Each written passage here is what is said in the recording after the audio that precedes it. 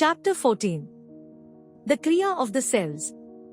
Let us consider the experience that Lahiri Mahasaya refers in his diaries when, a couple of years after his initiation in the Himalayas, wrote, "Following an excellent pranayam, the breath is wholly internally oriented.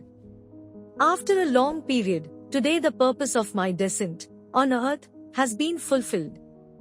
What does it mean wholly internally oriented? The breath has been transformed into an internal reality. It has become a mental substance.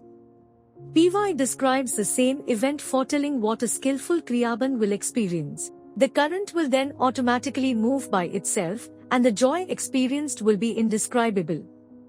He is referring to a higher form of pranayam where the energy moves by itself, without our action of guiding it through our Kriya breathing. Let us try to conceive what is this Kriya pranayam with internal breath, or this Kriya of the cells, as I call it. I think that the Taoist internal alchemy could come in our aid. We have considered the three main energies in the human body.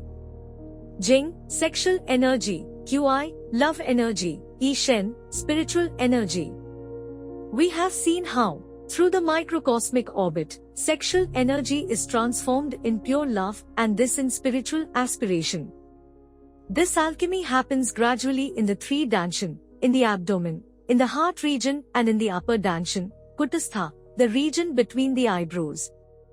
Then a spontaneous phenomenon of circulation of energy in the body happens. As we have seen, this circulation is called macrocosmic orbit. This envisages a great infusion of energy coming down, as a golden liquid outside, and inside the body, in all its cells. Years of Kriya Pranayam prepare this great event.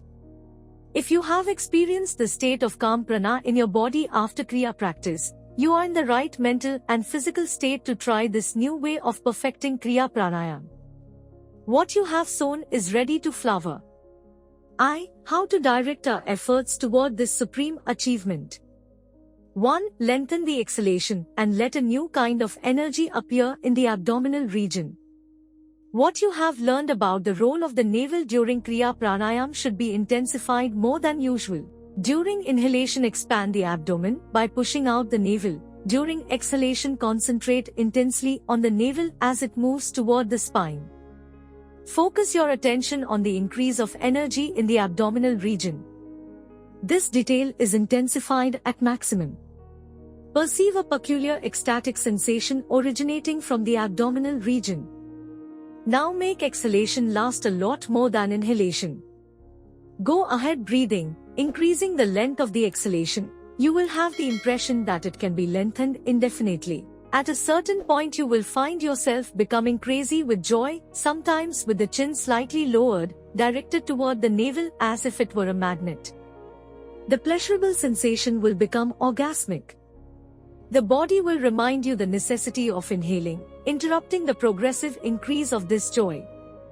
At this point, few breaths separates you from the coveted state where all effort ceases. Very useful, but not indispensable, to cross this veil, is to make use of a fragmented exhalation. Optional.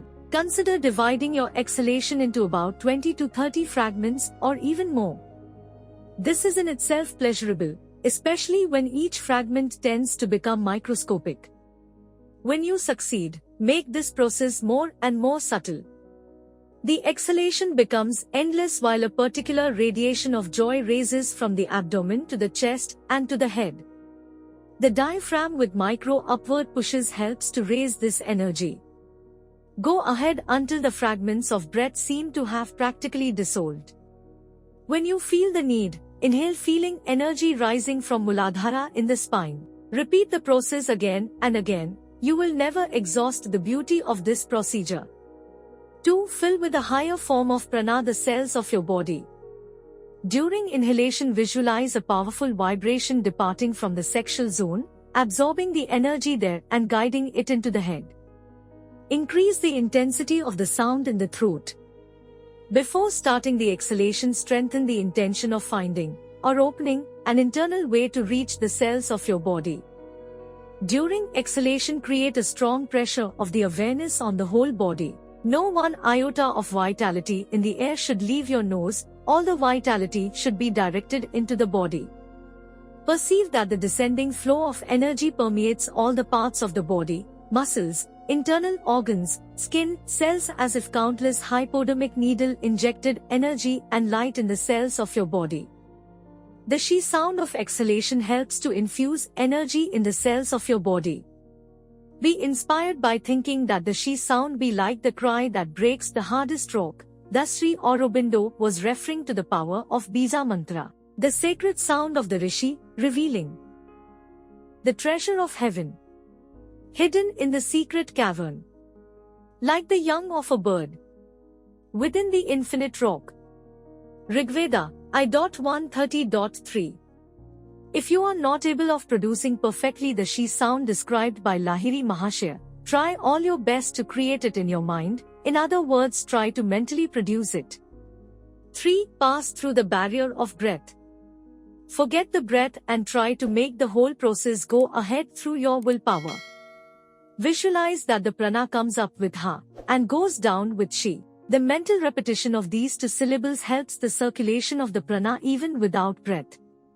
With the breath practically non-existent, energy streams out of the Muladhara rapidly going to the head and then slowly spreading through the body. The ascent is a very short act. So short that is almost not noticeable. You have the impression that only exhalation exists. This sublime experience is like breathing in all atoms. The great barrier has been crossed.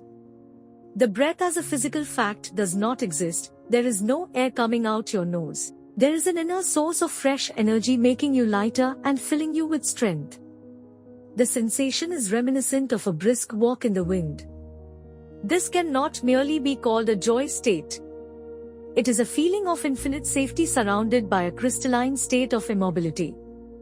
Open your eyes and consider not only your body but everything before and around you as your body. You will perceive a continuous sound of Om. This state is very different from what we call a cyclic phenomenon. This process seemed to involve a different energy from the one we move in Kriya Pranayama. It does not flow from one point to another. It is timeless, it transcends time. It is a static prana. It has no current flow direction. It's an energy field without a flow, it just is there.